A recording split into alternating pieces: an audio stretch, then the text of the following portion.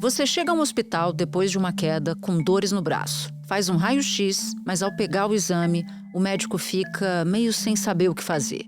Ou chega com dores no peito e falta de ar e recebe um diagnóstico errado. Por exemplo, asma em vez de infarto. Nessas situações hipotéticas, esses profissionais são médicos de emergência. Muitos deles entram no mercado de trabalho logo depois de se formar. Mas durante os 6 anos de curso, a formação acabou sendo falha. E o conhecimento prático e teórico deixou, e muito, a desejar. Essa pode ser a realidade de muitos médicos no Brasil. Em quase 1/3 dos cursos de medicina, os estudantes não estão aprendendo o suficiente. É o que indica o resultado do primeiro Exame Nacional de Avaliação da Formação Médica, conduzido pelo MEC. O resultado mostra que mais de 30% dos cursos de medicina foram reprovados. O ENAMED avalia o que os estudantes de medicina aprenderam ao longo do curso e se estão preparados para atuar como médicos. Dos 351 cursos avaliados, 107 tiraram notas 1, a mais baixa, e 2 consideradas insatisfatórias pelo INEP. Por trás da baixa qualidade está a expansão desenfreada de cursos de medicina. Na última década, o país abriu em média mais de 2.500 novas vagas para alunos por ano. O número de vagas e o número de cursos mais que triplicaram nos últimos 20 anos. Segundo o levantamento da Faculdade de Medicina da Universidade de São Paulo, hoje são 494 escolas em atividade. Apenas um país tem mais, a Índia, a nação mais populosa do mundo. Em nota, o Conselho Federal de Medicina afirmou que o resultado do ENAMED-MEC mostra que a expansão acelerada de cursos, especialmente no setor privado, não foi acompanhada de critérios mínimos de qualidade, infraestrutura e campo de prática adequados. Medicina é uma ciência e, como ciência, ela exige um conhecimento amplo, principalmente nas áreas básicas de anatomia, fisiologia, bioquímica, etc. Não é uma formação qualquer. São esses profissionais que vão cuidar da nossa saúde. Nossa e das pessoas que amamos. Eles que precisam ter nas mãos as ferramentas para salvar e tornar a vida das pessoas melhores. Pelas notas que nós vimos aí, alguma coisa está errada e alguns médicos provavelmente não terão essa capacidade de viver a medicina como ela merece, ela precisa ser vivida. Da redação do G1, eu sou Natuza Neri e o assunto hoje é Saúde em Risco, a fragilidade da formação médica no Brasil. Neste episódio, eu converso com a médica Ludmila Rajar. Ela é cardiologista, intensivista e professora titular de emergências da USP. Quinta-feira, 22 de janeiro. Doutora Ludmila, o MEC divulgou nesta semana o resultado do ENAMED, a primeira edição do ENAMED, que foi em 2025, uma prova anual que foi criada justamente para avaliar a formação dos estudantes de medicina aqui no Brasil. O que exatamente o exame avalia? Ele avalia teoria, prática, as duas coisas? Natuza, o exame é uma prova teórica. Então, são 100 questões de múltipla escolha. Mas esta prova, ela foi feita para analisar a condição clínica, o raciocínio clínico, o raciocínio diagnóstico, a aplicação de um tratamento, ou seja, é uma prova que tem implicações práticas, mas a fundamentação dela é uma prova teórica, tá? E você já vinha observando, porque os resultados são recentes, né, de uma prova do ano passado. Mas você já vinha observando uma má formação de profissionais nos hospitais? Muito, Matosa, mas muito. Vou te dizer o seguinte, ó, de 2015 para cá, nós vimos uma mudança no espectro do aluno que é recém-saído de uma faculdade de medicina. Nós todos, por exemplo, eu tenho 25 anos de profissão. Na minha época do vestibular, quem é que estava na faculdade de medicina? Os melhores alunos, na época o ensino médio era o 2º grau, os alunos que eram destaque, as faculdades saíam com aqueles alunos muitíssimo bem preparados para uma residência, para suas especializações, e aí nós tínhamos os médicos. Hoje, o que nós vimos nesses últimos 10 anos? Nós vimos um absurdo em termos de aumento do número de vagas de escolas médicas, uma expansão absurda norte, nordeste, sul, sudeste, centro-oeste, e mudou esse espectro. Um aluno hoje é um aluno que pode pagar. Então, isso mudou na minha mente, absurdo, porque antigamente era aquele menino que era diferenciado, que era o mais estudioso, que era o mais aplicado, que era alguém com uma desenvoltura muito grande em vários aspectos da vida, mas hoje não. Hoje a medicina passou a ser elitizada. Então, se a pessoa pode pagar, ele vai fazer medicina. E aí, o que eu percebi na minha vida diária? Eu estou lá na emergência do Hospital das Clínicas. Eu recebo pessoas, alunos, que terminaram medicina e que agora ou estão começando a residência ou estão ali em estágios eletivos e que chegam para mim e falam: professora Ludmila, tem 6 anos, eu acabei de terminar meu curso, eu nunca entubei um paciente. Eu nunca drenei um tórax, eu nunca fiz uma ressuscitação, uma reanimação cardiopulmonar, eu nunca passei um catéter central, me ensine. E isso passou a ser rotina, é assustador. Isso significa que quando a gente vai para um hospital, acaba sendo uma loteria, né? Se o hospital não tem uma triagem eficiente desses profissionais, corre-se bastante risco. Mas é muito, e eu diria que é uma loteria com a chance maior de você perder, porque, veja, em termos de número, vou falar de emergência, que a pessoa recém-formada, que não tem ainda residência, que não tem um título de especialista, onde ela vai procurar emprego? No pronto-socorro ou numa unidade básica de saúde. E aí, chega no pronto-socorro, ele vai cuidar de uma emergência. Sabe quantos emergencistas no Brasil têm especialidade em emergência ou título? 1.000. Só? É muito pouco só. Os outros, boa parte, é gente que acabou de sair da faculdade de medicina, boa parte delas sem hospital, boa parte delas sem professor bom, aprendendo em aulas teóricas apenas, e medicina não se aprende no anfiteatro, é na prática, é lidando com dificuldade, é na emergência com preceptoria qualificada.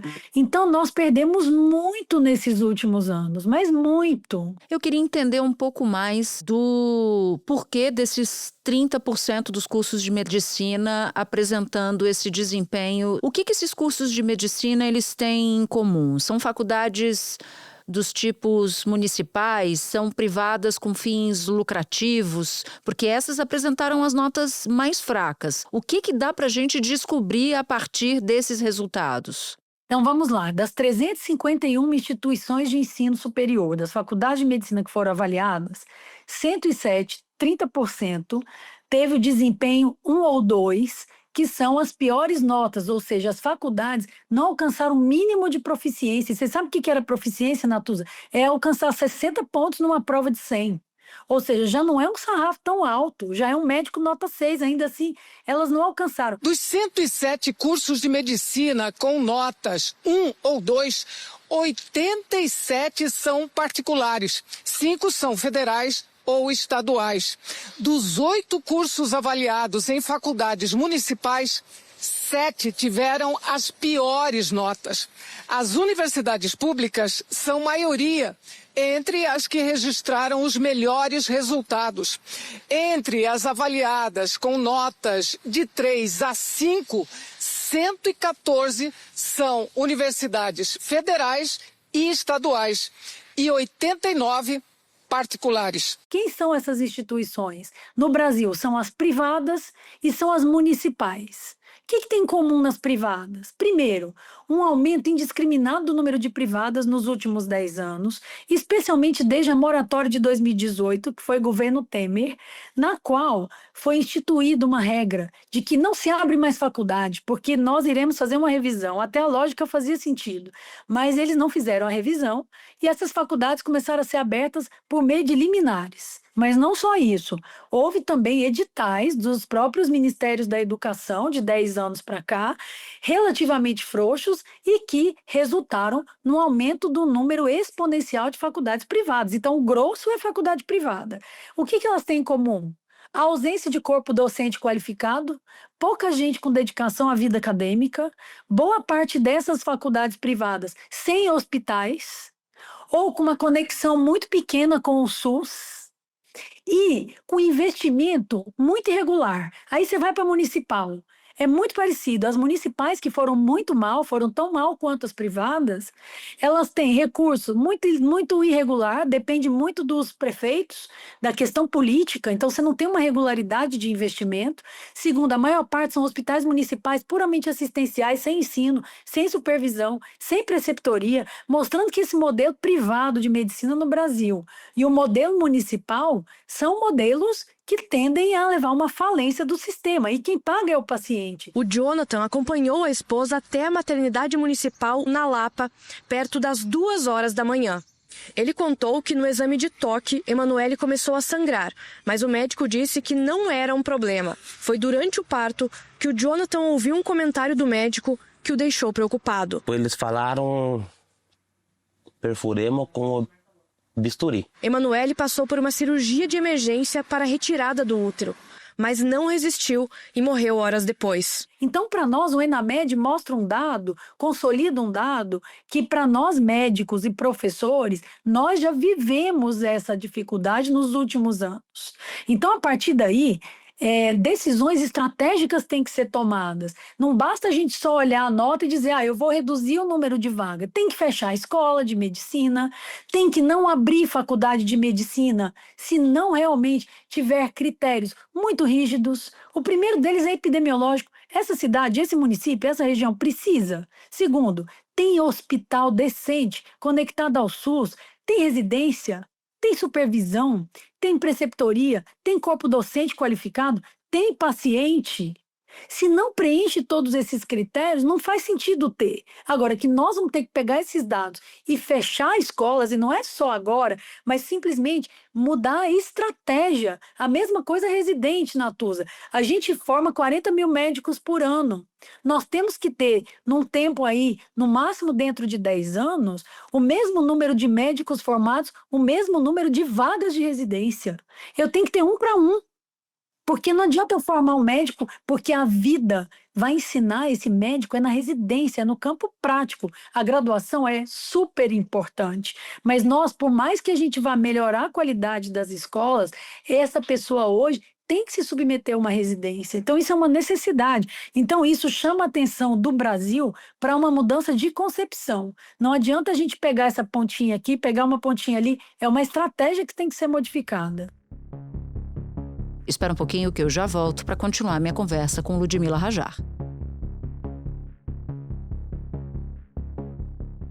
E por que fazer residência é importante e por que fazer uma faculdade que se conecte com um hospital ou com o SUS é importante? Primeiro, as questões epidemiológicas, né? No Brasil, as pessoas morrem de quê?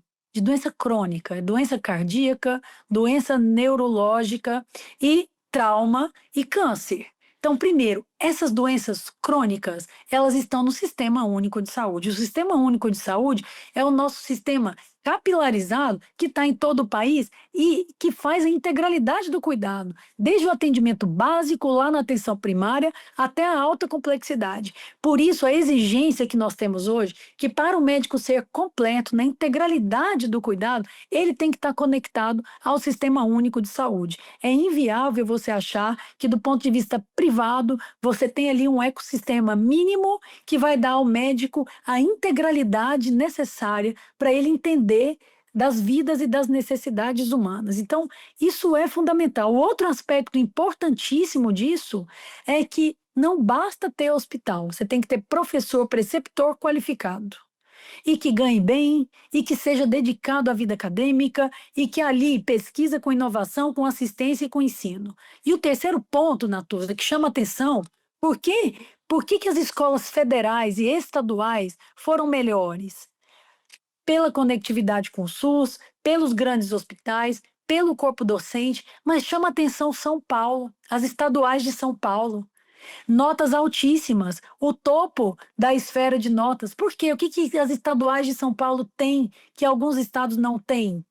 Elas têm um investimento financeiro que é política de Estado, que tem a ver com recolhimento de imposto, de ICMS, ou seja, pode ser governo de esquerda, de direita, em São Paulo, que aquela porcentagem fixa do ICMS para investir nas universidades do Estado, ela é mantida, mostrando que a nossa mudança de foco tem que entender que educação e saúde são política de Estado.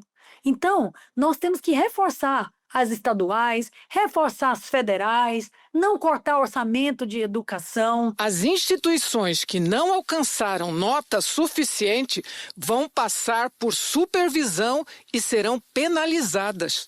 8 cursos que tiveram o pior desempenho estão proibidos de receber novos alunos. 13 terão que cortar a oferta de vagas pela metade. 33 terão corte de 25%. Todos ficam suspensos de novos contratos do FIES e de outros programas federais. E os outros 45 não podem aumentar o número de vagas. Agora, o ENAMED é a primeira história desse capítulo. Ele tem sanções, essas sanções serão impostas a partir de já. As escolas estão no período de defesa, eles têm que apresentar um plano, mas é óbvio que o ENAMED ele é tão importante quanto será importante o que resultará dele, que é uma mudança de estratégia nacional. Por que vocês não têm uma espécie de OAB da medicina para fazer um filtro? Ou isso não seria importante? É super importante. Nós temos, e é dever do Estado, proteger a população de médicos mal formados. Eu não tenho dúvida disso. Agora, o meu entendimento é que essa prova, que deve ser implementada como obrigatória, ela tem que ser feita no 4º ano, porque a medicina, Natuza, são 6 anos. São 4 anos teóricos e os últimos 2 anos de campo prático, que é o internato. Qual que é a nossa proposta do Conselho Nacional de Educação, proposta das universidades públicas brasileiras, é ter uma prova no 4º ano, antes do aluno entrar para o campo prático, e uma prova no 6º ano. E essa prova vai funcionar como uma espécie de OAB diferente, porque ela ainda pode corrigir a rota desse aluno. Esse aluno ainda está na faculdade. Eu posso demonstrar deficiência e corrigir a deficiência. Por que nós somos contra o formato que o CFM vem propondo? Primeiro, que o CFM quer tirar do Estado essa obrigação. Eu não concordo de uma entidade médica ficar com a obrigação de avaliar quem pode se formar ou não. O CFM tem que agir em relação ao ato médico, médico já formado, mas nós temos que agir enquanto ele está na graduação. É ali que ele está investindo o dinheiro dele, ele sai endividado e a instituição, que é a faculdade, que foi tão ou mais responsável pela falta de ensino adequado, ela já terminou se eu deixar para fazer a prova no final com o médico já formado. Então, a nossa intenção, e isso faz parte do novo currículo, da nova diretriz curricular, é uma prova no 4º ano, obrigatória, e uma prova que é um progresso de avaliação desse aluno no 6º ano. E aí caberá ao Ministério da Educação, e aí é a minha visão, que é dever do Estado, dizer quem é o aluno que não pode se formar, ou aquele que vai ter uma mudança de rota, que houve o aprendizado, que está comprovado, que fez a prova. Agora, qual que é meu receio de uma prova da OAB? O aluno terminou, ele já é médico, aí ele não passa, tudo bem, aí ele faz um cursinho e faz a prova. Ele não tem preceptoria, ele não tem supervisão, ele não tem estrutura de ensino. Então, por isso que a minha opinião é que eu preciso sim proteger a população desse mal médico. Ele não tem que ser médico, mas eu tenho que ver isso durante a graduação. E é dever do Estado, não de uma entidade. Ou seja, não seria parecido com a OAB, mas precisaria haver um controle em tempos diferentes, 4 anos e depois 6 anos, para avaliar e eventualmente consertar a rota desse estudante que vai se tornar um médico lá na frente. Entendi certo a sua ideia? É isso. Perfeito. A minha ideia é essa, e a ideia de boa parte hoje do Legislativo. Isso está em discussão no Senado.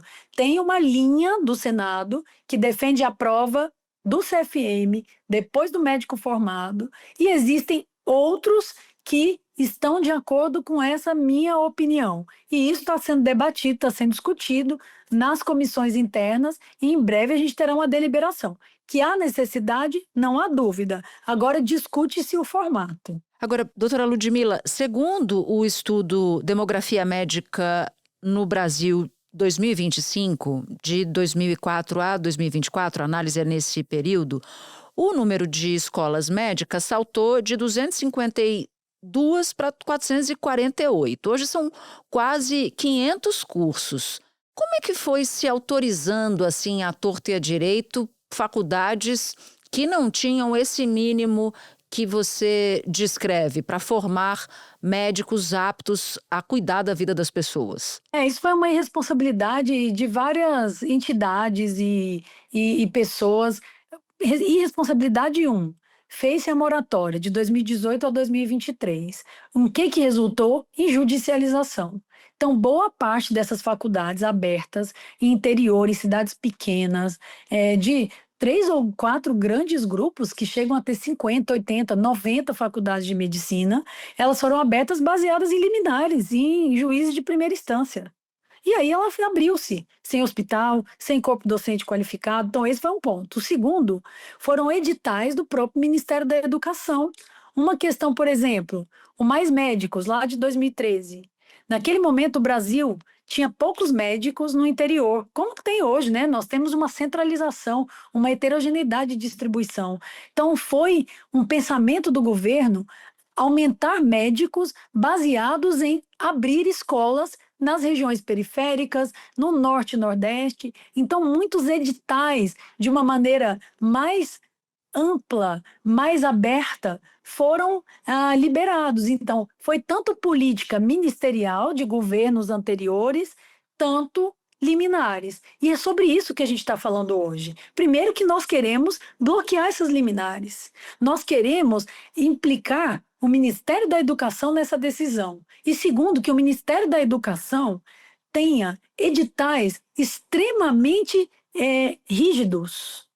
Vai abrir, se tem que abrir, tem que ser de altíssima qualidade. E segundo, do mesmo jeito que abre, ele tem que ter uma revisão periódica para fechar. E eu sempre uso o exemplo da CAPES. A CAPES é uma autarquia do MEC que avalia mais de 5.000 cursos de pós-graduação no Brasil periodicamente a cada 4 anos. E aquele ano, ou seja, naquela quadrienal, eu posso ter sido uma pós-graduação excelente 4 anos atrás. Eu caí de nota e eu caí 2 vezes sucessivamente, a minha pós-graduação é fechada. Então, você tem que ter uma análise seriada e continuada. E o lobby costuma ser muito grande, doutora Ludmila? O lobby é muito grande, Natuza, o lobby é muito grande. Existem grupos que hoje dominam as faculdades privadas no Brasil. Isso passou a ser visto como um grande negócio. Então, infelizmente, é um negócio que coloca vidas em risco.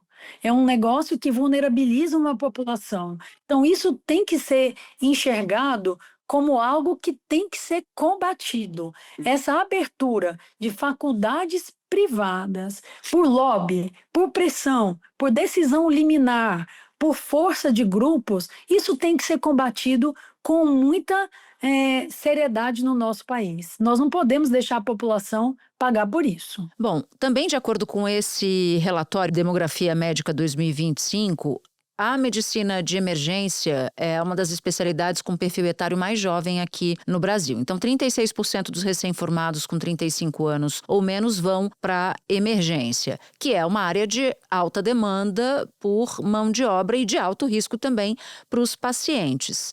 O que esse resultado nos diz sobre o atendimento que é prestado nessa porta de entrada tão crucial do tratamento, digamos assim? Nós estamos num momento dramático disso. Eu sou professora titular da medicina de emergência da USP. O Brasil só tem 1.000 médicos prontos do ponto de vista de titulação para atender emergências. A maior parte dos médicos das emergências hoje do Brasil não tem residência, não tem especialidade. Então e são os médicos jovens, recém-formados, que enxergam aquilo como bico. E medicina de emergência não é para amador. Você tem que ter conhecimento teórico, prático, raciocínio, experiência, porque você está agindo para diagnosticar e tratar doenças cujo tempo é o senhor do destino daquela vida. Então, esse é um drama que nós estamos vivendo. Nós estamos buscando qualificar, aumentar o número de residências de emergência no Brasil, mas boa parte das pessoas nem procura porque tem a demanda. E daí tem casos absurdos de erro de medicamento, de erro diagnóstico, de pacientes que morrem na atenção primária sem ter dada a atenção, a regulação, pacientes que morrem e que poderiam ter tido seu destino totalmente modificado por uma pessoa mais experiente, uma pessoa que pudesse realmente mudar aquela vida. Benício chega andando ao hospital. Está com tosse seca e febre. A suspeita, laringite. Os pais levam o filho ao hospital que fica em Manaus, é particular e aceita o convênio da família. Na triagem, o quadro não foi considerado grave. A médica chamou, né? E aí ela pediu para avaliar ele. Falou que ele ia fazer adrenalina. Esta é a prescrição feita por Juliana, que é médica há 6 anos. Adrenalina pura, não diluída, via intravenosa, ou seja, aplicada na veia. Os pais contam que assim que recebeu a adrenalina na veia, aqui na enfermaria do hospital, Benício começou a ficar pálido e reclamou de dores no coração. Aí eu comecei a entrar em desespero. Benício teve 6 paradas cardíacas e não resistiu. Então, hoje nós estamos buscando alternativas, que é aumentar a residência, aumentar treinamento, aumentar a capacitação e pedir aos hospitais e às emergências que não contratem essas pessoas sem terem experiência. Porque esse é um ponto, a demanda existe e o hospital, para atender aquela demanda, contrata um recém-formado sem experiência, sem preceptoria. Então, esse é um problema que o Brasil enfrenta. Professora Ludmila e doutora Ludmila, muito obrigada por jogar luz sobre esse tema tão importante, que eu sei que é um tema que você defende há muito tempo, que haja uma qualificação melhor, um ensino melhor de medicina aqui no Brasil. Bom trabalho para você. Muito obrigada pela oportunidade. Um abraço. Antes de terminar, um recado. Se você ouve o assunto no Spotify e gostou do episódio, é assunter mesmo, dá 5 estrelas e compartilha esse episódio com quem você quiser. Você pode nos ouvir no G1, no YouTube e em todas as plataformas de áudio. Comigo na equipe do assunto estão Mônica Mariotti, Amanda Polato, Sara Rezende, Luiz Felipe Silva e Carlos Catelan. Neste episódio, colaborou também Paula Paiva Paulo. Eu sou Natuzaneri e fico por aqui. Até o próximo assunto.